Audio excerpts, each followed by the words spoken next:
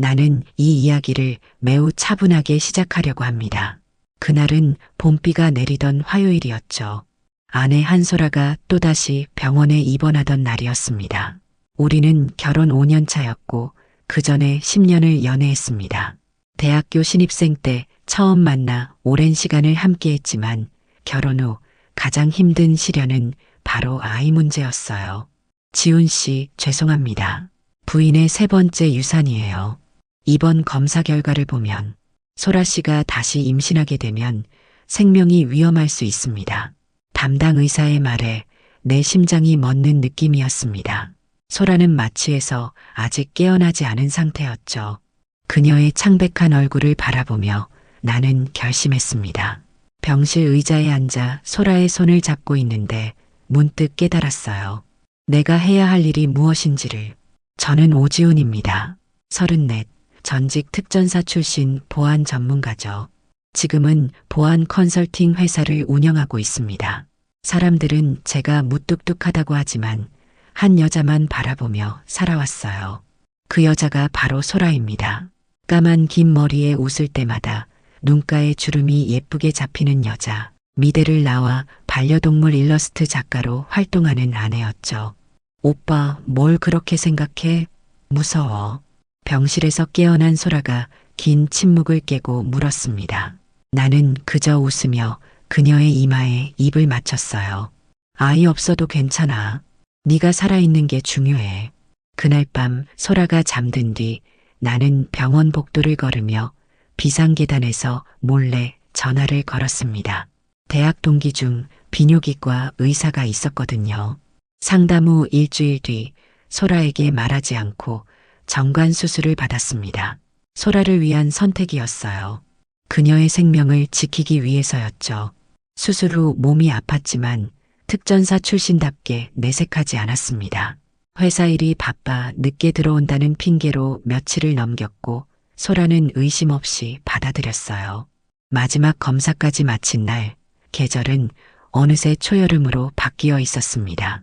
그날 이후로 제 인생도 완전히 바뀌게 될 줄은 몰랐죠. 회사에서 중요한 미팅을 마치고 차 안에서 휴식을 취하고 있었어요. 그때 소라에게서 전화가 왔습니다. 여보, 나 임신했어. 이번엔 꼭 지켜낼 거야. 그 순간 내 머릿속에서 천둥이 쳤습니다. 생각이 멈췄고 숨이 턱 막혔어요. 아내가 임신이라니. 내가 정관 수술을 한 후에. 이건 있을 수 없는 일이었죠. 정말? 그래. 축하해. 지금 어디야? 내 목소리는 느리고 무거웠지만 소라는 너무 기뻐서 알아채지 못했습니다. 이때부터 나는 가짜 남편 연기를 시작했어요. 무미건조한 얼굴로 휴대폰을 내려놓으며 차 앞 유리를 노려봤죠. 이제 모든 게 분명해졌습니다. 차 안에서 한동안 멍하니 앉아 있었습니다. 창밖으로 사람들이 바쁘게 오가는 모습이 보였지만 내 귀에는 아무 소리도 들리지 않았어요. 머릿속엔 오직 한 가지 생각뿐이었죠. 아내가 다른 남자와 관계를 맺었다.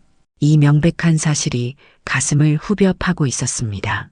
집에 돌아가는 길, 나는 차분히 생각했습니다. 특전사 시절 배운 위기 상황 대처법을 떠올렸어요. 먼저 정보를 수집하라. 감정에 휘둘리지 마라. 그래서 집에 들어서자마자 평소와 다름없이 행동했습니다. 오히려 더 다정하게요. 우와, 정말 기쁘다. 드디어 우리도 부모가 되는구나. 소라의 배를 쓰다듬으며 거짓 미소를 지었죠. 그 순간 아내의 눈에서 흐르는 눈물이 마치 비수처럼 느껴졌습니다. 그녀의 눈물은 진심이었을까요? 아니면 죄책감이었을까요? 오빠 고마워. 네가 이렇게 기뻐할 줄 알았어. 소라가 내 품에 안겨 흐느꼈습니다. 내 마음은 이미 얼음장처럼 차가워졌지만 팔은 기계적으로 그녀를 감싸 안았어요. 이제 연기가 시작된 거죠. 그날 밤 소라가 잠든 후 나는 조용히 침대에서 빠져나와 그녀의 노트북으로 향했습니다. 보안 전문가로서 비밀번호를 해제하는 건 어렵지 않았어요. 주의 깊게 파일들을 살펴보던 중 숨겨진 폴더를 발견했습니다. 그리고 그 안에는 비공개 쪽지와 사진들이 있었죠. 심장이 빨라졌습니다. 호흡을 가다듬으며 쪽지들을 열어봤어요. 대화 내용은 충격적이었습니다. 지훈 씨는 정자도 없대. 우리 아기, 우리 핏줄 맞지? 그래, 완벽한 계획이야. 그 사람은 절대 모를 거야. 상간남의 정체는 바로 반려견 몽실이를 치료하던 동물병원 원장 차세준이었습니다. 35살 미혼, 그리고 소라와 6개월 전부터 관계를 맺어온 남자였죠. 소라가 매주 몽실이를 데리고 정기검진을 간다며 나갔던 날들, 그 시간들이 모두 거짓이었던 겁니다. 증거 자료를 모두 외장하드에 복사했습니다. 아내와 차세준의 모든 대화, 사진, 영상, 그리고 소라가 차세준에게 보낸 2만 원의 송금 내역까지. 이 모든 게 나중에 법정에서 쓰일 증거가 될 테니까요. 다음 날부터 나는 철저히 계획을 세웠습니다. 소라에게는 더 다정한 남편 역할을 했어요. 아침에 일어나면 허리를 감싸 안고 뽀뽀하며 우리 아가 잘 있어? 하고 물었죠. 소라는 그런 나를 보며 행복해했습니다. 내가 아이를 기다리는 줄 알고요. 회사에서는 차세준에 대한 모든 정보를 수집했습니다. 동물병원 위치, 운영 시간, 재무 상태, 과거 이력까지. 특전사 출신답게 적에 대한 정보는 철저히 파악해야 했으니까요. 차세준은 30대 중반, 명문 수의대 출신으로 두 곳의 동물병원을 운영 중이었습니다. 또한 그에게는 패턴이 있었어요. 주로 유부녀를 노린다는 것. 소라의 임신이 3개월째 접어들었을 때 나는 첫 번째 작전을 시작했습니다. 회사에서 큰 투자에 실패한 척 연기하기 시작했죠. 매일 밤 늦게 들어와 우울한 표정으로 소파에 앉아 있었고 소라가 물어볼 때마다 괜찮아, 내가 알아서 할게라며 대답을 회피했어요. 한 달이 지난 후 드디어 폭탄 선언을 했습니다. 소라야, 사실 회사 투자가 실패해서 거의 10억에 가까운 빚을 지게 됐어. 소라의 얼굴이 하얗게 변했습니다. 그 표정을 보며 나는 속으로 비웃었어요. 내 마음은 이미 무감각해져 있었으니까요. 10억이라니, 어떻게 그런 일이. 우리 어떻게? 소라의 목소리가 떨렸습니다. 손으로 배를 감싸주는 모습이 눈에 들어왔어요. 가짜 아이를 걱정하는 가짜 모성애가 역겨웠지만 나는 침착하게 다음 수를 두었습니다. 내가 다 책임질 거야. 하지만 한 가지 방법이 있어. 내 말에 소라의 눈이 희망으로 빛났습니다. 마치 구원자를 바라보는 눈빛이었죠. 아이러니하게도 그녀가 배신한 남편을 구원자로 여기고 있다는 사실이. 우리가 이혼하면 법적으로 너는 내 채무와 상관없어져. 내가 모든 책임을 질게. 침묵이 흘렀습니다. 소라의 표정이 복잡하게 변했어요. 내 말이 진심인지 의심하는 듯 했습니다. 그래서 나는 덧붙였죠. 물론 서류상 이혼일 뿐이야. 우리는 계속 함께 살 거고 아이가 태어나면 다시 결혼하면 돼. 소라의 눈가에 눈물이 맺혔습니다. 잠시 고민하는 듯 하더니 그녀가 고개를 끄덕였어요. 알았어. 오빠가 그렇게 생각한다면. 다음 날 우리는 변호사 사무실에서 이혼 서류에 도장을 찍었습니다. 소라는 눈물을 흘리며 도장을 찍었죠. 재산분할 항목에서 소라는 한 푼도 요구하지 않았습니다. 내가 빚더미에 앉았다고 생각했으니까요. 하지만 사실 나의 모든 재산과 회사는 부모님 명의로 되어 있었습니다. 완벽한 속임수였죠. 그렇게 우리는 법적으로 남이 되었습니다. 하지만 여전히 한 집에 살았고 소라는 여전히 나를 오빠라고 불렀어요. 겉으로는 달라진 게 없는 듯 했지만 모든 것이 달라져 있었습니다. 이제 두 번째 단계로 넘어갈 시간이었어요. 상간남 차세준을 무너뜨릴 계획을 실행하기 시작했습니다. 특전사 시절 알게 된 이제는 경호원으로 일하는 전우들에게 연락했어요. 형, 부탁 하나만 들어줄래? 문제 있는 반려견 좀 알아봐줘. 전국 각지에서 문제 행동을 보이는 반려견을 찾아냈고 그 견주들에게 접근했습니다. 차세준의 동물병원을 소개해주겠다며. 이렇게 해서 차세준의 병원에는 매주 까다로운 환자들이 찾아가기 시작했어요. 일부러 공격성 높은 개들, 치료가 어려운 희귀질환을 가진 고양이들. 세준의 평판에 타격을 주기 위한 전략이었습니다. 동시에 나는 법무법인을 통해 상간소송 준비를 시작했어요. 증거를 정리하고 전략을 짜고 모든 법적 절차를 꼼꼼히 살폈습니다. 이 과정에서 차세준의 과거 행적도 더 파헤쳤어요. 놀랍게도 그는 이전에도 3명의 유부녀와 불륜관계를 맺었던 전력이 있었습니다. 그중 한 여성은 이혼까지 했다고 하더군요. 이 모든 일을 진행하는 동안 소라의 배는 점점 불러왔습니다. 6개월, 7개월. 그녀는 행복해 보였어요. 초음파 사진을 보여주며 좋아하는 모습이 마치 연기처럼 느껴졌습니다. 가끔 그녀의 휴대폰을 확인하면 여전히 차세준과 연락하고 있었어요. 출산 후 계획에 대해 이야기하고 있었죠. 어느 날 밤 소라가 샤워하는 동안 그녀의 휴대폰에 문자가 왔습니다. 2천만 원 보냈어. 확인해줘. 차세준이었습니다. 나는 재빨리 문자를 캡처한 후 다시 읽지 않은 상태로 돌려놓았어요. 이것이 중요한 증거가 될 테니까요. 그날 밤 소라는 유난히 저에게 다정했습니다. 죄책감 때문이었을까요? 아니면 이제 곧 저를 떠날 준비를 하고 있었던 걸까요? 출산 예정일이 한 달 앞으로 다가왔을 때 나는 마지막 준비를 마쳤습니다.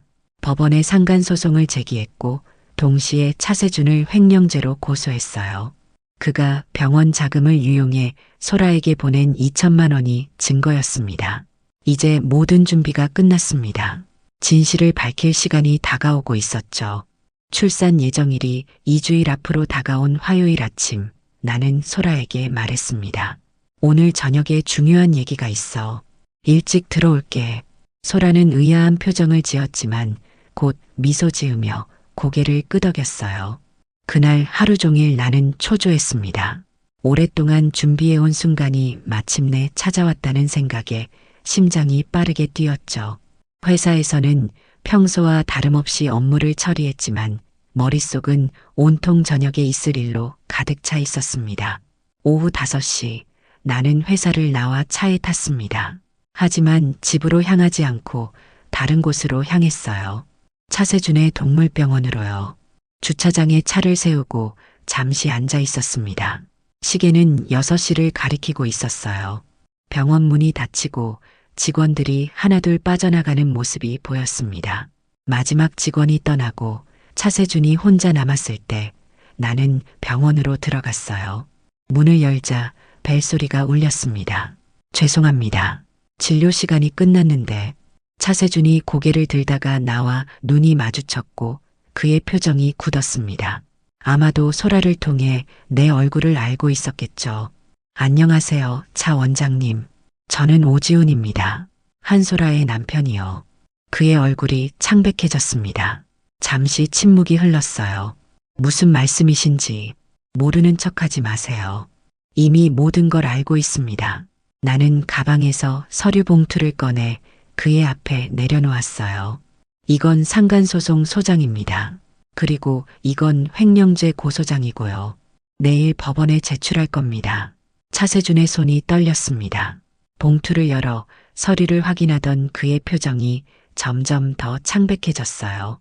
당신, 어떻게 이런 증거를? 저는 보안 전문가입니다. 이런 건 식은 죽 먹기죠. 그는 잠시 생각하더니 갑자기 태도를 바꿨어요. 얼마면 될까요?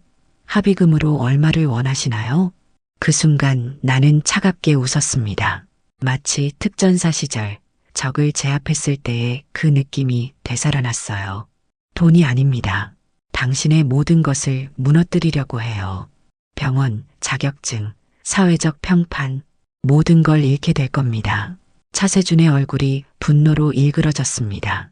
갑자기 그가 책상 위에 무언가를 집어들었어요. 수술용 가위였습니다.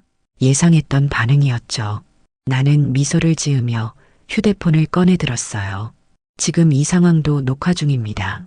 폭행까지 추가하실 건가요? 그제서야 차세준은 손에 든 가위를 내려놓았습니다. 그의 눈에서 패배감이 읽혔어요. 소라는 정말 당신을 사랑하지 않아요. 우리는 더 이상 들을 필요 없습니다. 내일 아침 소라에게도 같은 서류가 전달될 겁니다. 나는 돌아서서 병원을 나왔습니다. 차에 타자마자 깊게 숨을 내쉬었어요. 오랫동안 참았던 감정이 한꺼번에 쏟아져 나오는 것 같았습니다. 분노, 배신감, 그리고 이상하게도 일종의 해방감까지. 집으로 향하는 길, 휴대폰에 소라에게서 온 메시지가 여러 개 있었습니다. 오빠 언제 와? 저녁 준비했어. 왜 연락이 안 돼? 무슨 일 있어? 걱정돼. 빨리 연락해줘. 나는 아무 답장도 하지 않았어요. 집에 도착했을 때는 저녁 8시가 넘어 있었습니다. 소라는 거실 소파에 불안한 표정으로 앉아 있었어요. 나를 보자마자 달려와 안겼습니다. 어디 갔었어? 왜 연락이 안 됐어? 너무 걱정했잖아. 나는 그녀를 살짝 밀어내고 소파에 앉았습니다. 테이블 위에는 식어버린 저녁 식사가 놓여 있었어요. 앉아, 소라야. 이야기할 게 있어. 소라가 불안한 표정으로 내 맞은편에 앉았습니다. 그녀의 배는 이제 아주 크게 불러와 있었죠. 가짜 아버지를 기다리는 아이를 품은 그 배를 보니 가슴이 아팠습니다. 무슨 일이야, 오빠? 무서워. 소라의 목소리가 떨렸어요. 그녀의 눈에는 이미 눈물이 고여 있었습니다. 뭔가 느끼고 있었던 걸까요? 아니면 그저 호르몬 때문이었을까요? 소라야, 난 알고 있어. 짧은 한마디로 시작했습니다. 소라의 표정이 순간적으로 굳었어요. 하지만 곧 의아한 척했습니다. 뭘 알고 있다는 거야? 너와 차세준의 관계, 그리고 그 뱃속의 아이가 내 아이가 아니라는 사실. 침묵이 내려앉았습니다. 소라의 얼굴이 창백해졌어요. 그녀의 눈동자가 흔들렸고 입술이 파르르 떨렸습니다. 부정할 말을 찾는 듯 했지만 내 표정을 보고는 그럴 수 없다는 걸 깨달은 듯 했어요. 어떻게, 언제부터, 중요하지 않아. 이미 모든 증거가 있어. 너희의 대화, 사진, 영상, 그리고 차세준이 너에게 보낸 돈까지. 소라의 눈에서 눈물이 흘러내렸습니다. 그녀는 갑자기 무릎을 꿇고 내 다리를 붙잡았어요. 오빠 미안해. 정말 미안해. 잠깐 실수였어. 정신이 없었던 거야. 이 아이는 정말 오빠 아이야. 그 순간 나는 차갑게 웃었습니다. 소라의 거짓말이 가소로웠어요. 그럴 리가 없지. 왜냐하면 나는 잠시 말을 멈추고 그녀의 눈을 똑바로 바라봤습니다. 나는 정관 수술을 했으니까. 소라의 얼굴에서 모든 혈색이 사라졌습니다. 그녀는 마치 유령을 본 것처럼 눈을 크게 뜨고 나를 바라봤어요. 무슨 소리야? 언제? 왜? 네가 3번째 유산을 하고 의사가 내 생명이 위험하다고 했을 때 너를 지키기 위해 결정했어. 소라는 완전히 얼어붙은 듯 했습니다. 그녀의 세계가 무너져 내리는 순간이었죠. 내가 계속해서 말했어요. 그리고 네가 갑자기 임신했다고 했을 때 난 이미 모든 걸 알았어. 소라는 충격에서 벗어나지 못한 채 흐느꼈습니다. 그녀의 울음소리가 집안을 채웠어요. 나는 그저 앉아서 그 모습을 지켜봤습니다. 예전 같았으면 그녀를 안아주었겠지만 이제 그런 마음은 남아있지 않았어요. 내일 아침 너에게 상간소송 소장이 배달될 거야. 이미 차세준에게도 전달했고. 소라가 놀란 표정으로 고개를 들었습니다. 상간소송이라니. 우리는 이혼했잖아. 이혼은 내가 의도적으로 유도한 거야. 네가 생각하는 것처럼 회사가 부도난 것도 아니고 빚이 있는 것도 아니야. 모든 게 너를 함정에 빠뜨리기 위한 계획이었어. 소라의 눈이 분노로 변했습니다. 그녀는 일어나 내게 소리쳤어요. 당신 미쳤어? 이렇게까지 계획적으로 날 함정에 빠뜨리다니. 이게 사랑하는 사람이 할 짓이야? 소라의 분노에 찬 목소리가 집안을 울렸습니다. 나는 냉정하게 그녀를 바라봤어요. 사랑? 네가 무슨 자격으로 사랑을 말해?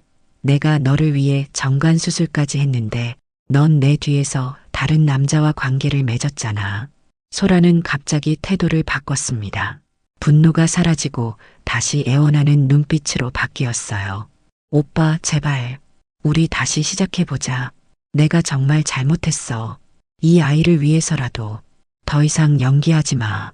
너도 알잖아. 이 아이는 내 아이가 아니라는 걸.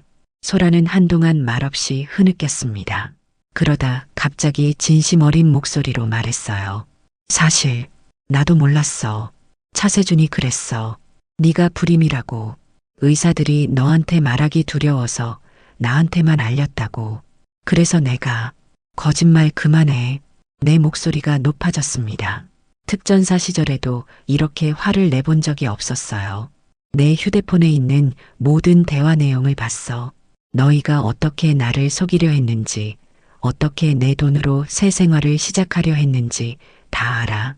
소라는 더 이상 변명할 수 없다는 걸 깨달았는지 침묵했습니다. 한참 후에야 그녀가 고개를 들었어요. 이제 어떻게 될 거야? 너는 이혼 과정에서 재산 분할을 포기했고, 이제 곧 상간자와 함께 법정에 서게 될 거야. 차세준은 병원을 잃고 면허도 잃을 가능성이 높아. 그리고 너희 둘 다 나에게 상당한 배상금을 지불해야 할 거고. 소라의 얼굴에 공포가 스쳤습니다. 그녀는 자신의 배를 감싸 안았어요. 그럼 이 아이는? 그건 내 문제야. 내 아이가 아니니까. 소라는 절망적인 눈빛으로 나를 바라봤습니다. 10년의 연애와 5년의 결혼 생활 동안 이런 표정은 본 적이 없었어요. 순간 가슴 한구석이 아팠지만 곧 무감각해졌습니다. 짐 싸. 오늘 밤으로 이 집에서 나가. 소라는 마지막 저항을 시도했습니다. 법적으로 내 집이기도 해. 재산 분할 안 했다고 해도 이혼 후 주거권은. 이 집은 내 부모님 명의야. 네가 여기 살 권리는 없어. 완벽한 계획이었습니다. 소라는 더 이상 할 말을 잃은 채 침실로 향했어요. 나는 거실 소파에 앉아 그녀가 짐을 싸는 소리를 들었습니다. 1시간 후 그녀는 큰 캐리어와 작은 가방을 들고 현관에 섰어요. 내일 변호사가 연락할 거야. 그때 더 자세히 이야기하자. 소라는 마지막으로 나를 바라봤습니다. 그녀의 눈에는 이제 눈물이 말라 있었어요. 당신이 이렇게까지 차갑고 계산적인 사람인 줄 몰랐어. 문이 닫히고 나는 홀로 남겨졌습니다. 갑자기 집이 너무 크고 비어있는 것 같았어요. 15년을 함께한 사람이 없는 공간은 낯설기만 했습니다.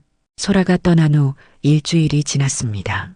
법원에서는 상간소송이 진행 중이었고 검찰에서는 차세준의 횡령 혐의에 대한 수사가 시작되었어요. 내 일상은 겉으로 보기엔 평소와 다를 바 없었습니다. 아침에 일어나 회사에 가고 저녁에 돌아와 간단히 식사를 하고 잠드는 루틴. 하지만 내면은 완전히 달랐어요. 가끔 침대에 누워 천장을 바라보며 생각했습니다. 내가 정말 올바른 선택을 한 것일까? 하지만 곧 소라와 차세준의 대화 내용이 떠올랐고 그 의문은 사라졌어요. 복수는 정당했습니다. 배신에 대한 대가를 치르게 하는 것, 그것이 내 정의였죠. 오전 10시 변호사에게서 전화가 왔습니다. 오 대표님, 상대방이 합의를 요청해 왔습니다. 차세준 씨가 2억을 제안했고 한소라 씨는 별도로 5천만 원을 제안했습니다. 나는 잠시 생각했습니다. 합의금은 적지 않은 액수였지만 돈이 목적이 아니었어요. 거절하세요. 법정까지 가겠습니다. 확실하신가요? 재판은 장기화될 수 있고 감정적으로도 많이 소모될 텐데. 네, 확실합니다. 전화를 끊고 창밖을 바라봤습니다. 가을이 시작되고 있었어요. 나뭇잎들이 노랗게 변하기 시작했죠. 모든 것은 변합니다. 내 인생도, 소라의 인생도.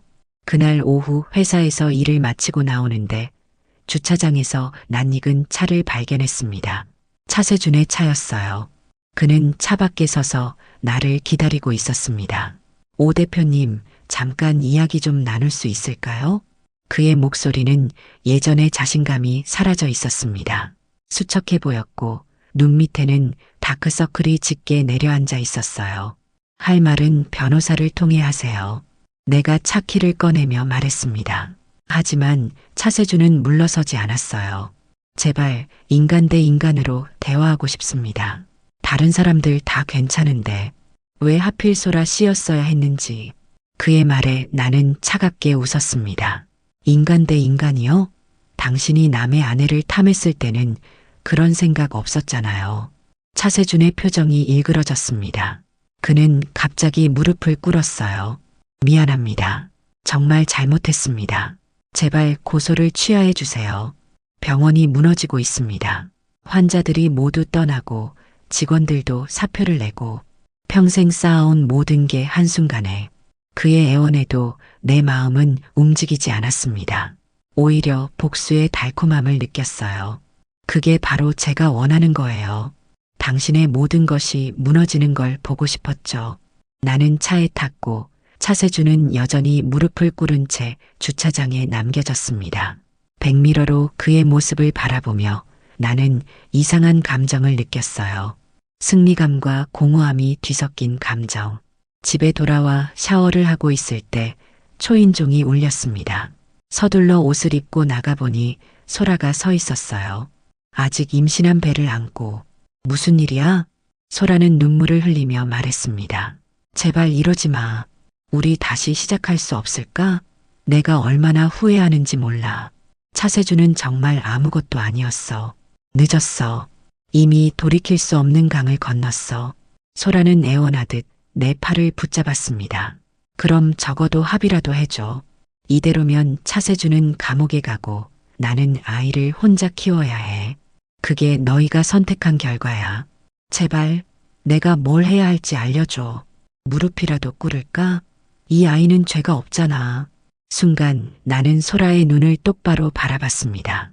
예전에 그토록 사랑했던 그 눈동자.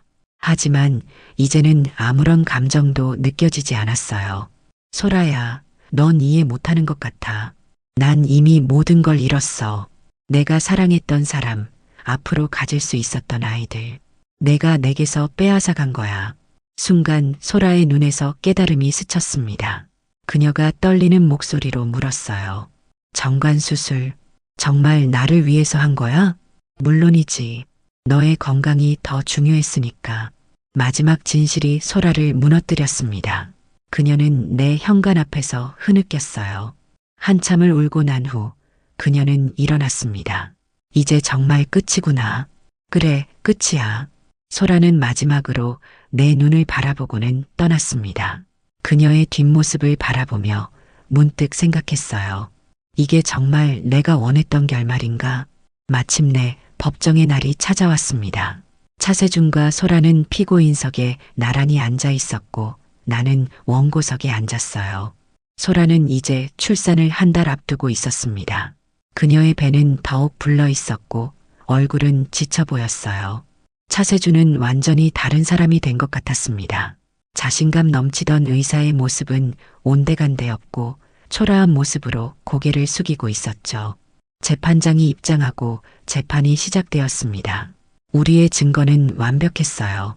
소라와 차세준의 대화 내용, 사진, 송금 내역, 모든 것이 정리되어 있었습니다.